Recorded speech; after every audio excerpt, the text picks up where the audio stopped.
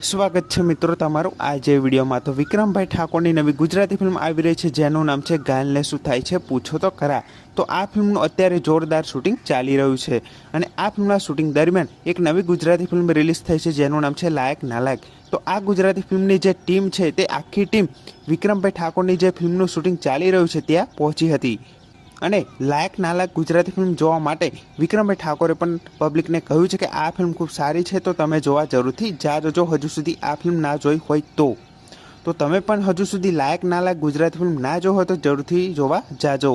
અને ગાયલને શું થાય છે ગુજરાતી ફિલ્મ એ રક્ષાબંધનને તહેવારમાં આપણને જોવા મળવાની છે અને આ ફિલ્મ પણ ખૂબ સારી હશે કેમ કે અત્યારે આ ફિલ્મના શૂટિંગના ખૂબ જ વિડીયો વાયરલ થઈ રહ્યા છે અને આ ફિલ્મના અત્યારે એક્શન સીન ખૂબ જ વાયરલ થઈ રહ્યા છે જેમાં આપણને વિક્રમભાઈ ઠાકોર તો જોવા નથી મળ્યા પણ અન્ય કલાકારો જરૂરથી જોવા મળ્યા છે। તો તમે વિચારો કે અન્ય કલાકારોની ફાઇટના સીન આટલા બધા વાયરલ થઈ રહ્યા છે તો વિક્રમભાઈ ઠાકોર જે ફાઇટ કરતા હશે એ સીન કેવા હશે।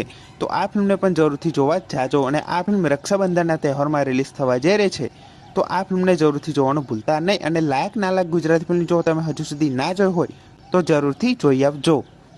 તો આ વિડીયો ગમ્યો હોય તો વિડીયોને જરૂરથી લાઇક કરી દેજો, ચેનલ પર ન હોય તો ચેનલને જરૂરથી સબસ્ક્રાઈબ કરી દેજો। તો ફરી મળીએ નવા વિડીયોમાં।